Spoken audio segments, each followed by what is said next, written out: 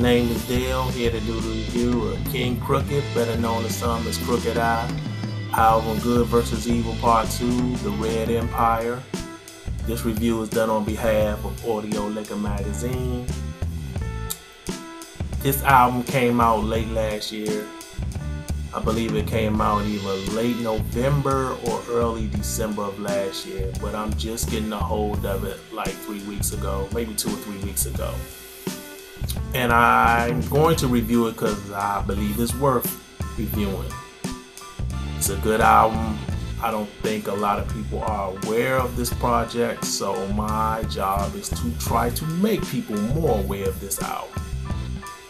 I dig it, as you can tell, and the first time I heard of Crooked Eye, or you can say King Crooked, he was Crooked Eye back then. I believe he was one of the last artists signed to Death Row before it folded, before Death Row Records was no more.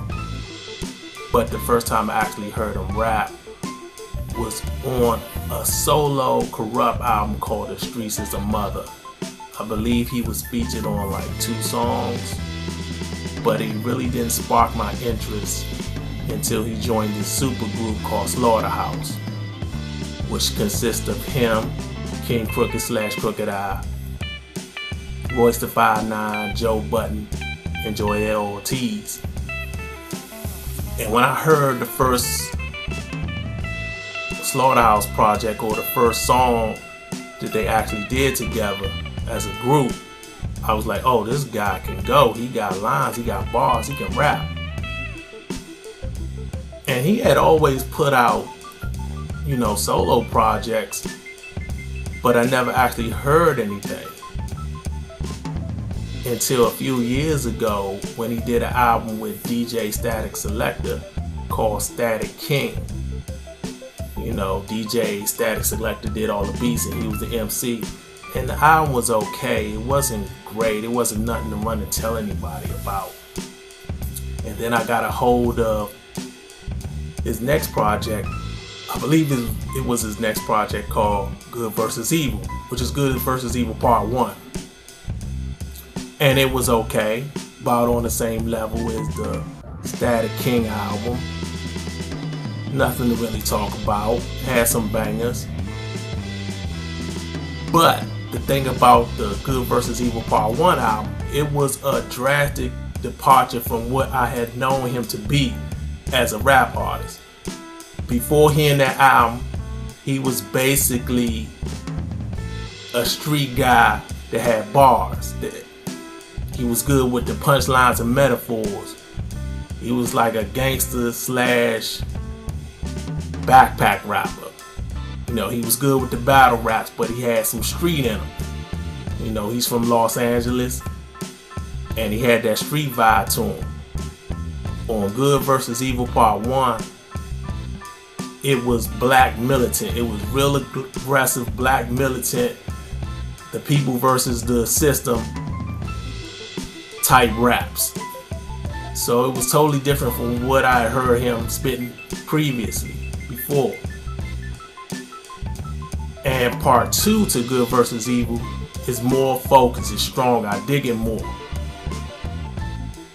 And it's basically going down the same path.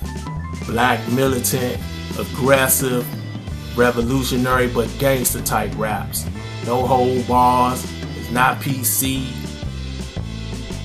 It's aggressive, dark, conscious rap from beginning to end. And this project is not for everybody because people tend to not want to hear that all the time. But I think it's needed, especially in this climate with the Trump administration. I think this album is needed, more people need to hear it. And I really dig it.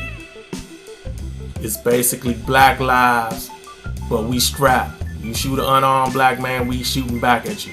That type of rap. So I'm going to get into some of the songs. I'm not going to get into everything. I didn't like everything, but overall still a good project. First song I'm going to talk about, The Mega Continues. Good way to start off the album. He goes in. He got Red Hood's plot. He has a Slick Rick type flow on the hook. a break beat, an old school break beat comes in. I dig it. You got The Truth, Why You Mad, featuring Royce da 5'9". Both of them do their thing, but Royce really shines. He has this crazy, lazy, borderline drunk flow. It's almost like he's playing around, but he still kills it. You got Shoot Back 2. This is basically 2 songs as 1 track. The first part of the song, he's talking about getting back at a crooked cop who shoots an unarmed black man. He talks about crooked cops and getting back at cops a lot on this album, which is understandable from all we've seen over the last few years, even though it's been going on for decades. And the second part of the song is unique. He tells a story about a guy it's a revenge story about a guy who gets revenge on this white guy who kills his family, but it's set in 1932. So that's very unique and different. I like that. Then you got Aderoid Addicts. I really dig the hook. One of my favorite songs. You got Cowboy Bebop. Some space age futuristic type shit. You got City Lights. This song is referring to buildings on fire during a riot. You know, LA is known for the LA riots back in the day after the Rodney King verdict. But I think he's kind of talking about all the riots we've had recently, like in Baltimore, Ferguson, and things of that nature. And then you got Mace Windu. Good way to end the album. I dig it. He kinda has a moment with a clarity where there's no music at the end. He drops the music at the end and he basically pouring out his soul, saying what I got from it, what I interpret from the end, when he's kind of like pouring out his soul. He's basically saying people want you to be one way, but you have another way you want to do things and how you want to carry yourself. You don't have to always carry yourself the stereotypical way that people see you. And I believe is a good way to end the album. And I think more people should get this album, purchase it online, stream it, however you get your music. I give it a B. I was leaning more toward B-, but I gave it another listen and it's a little stronger than a B-, so I'm gonna give it a B. So there you have it.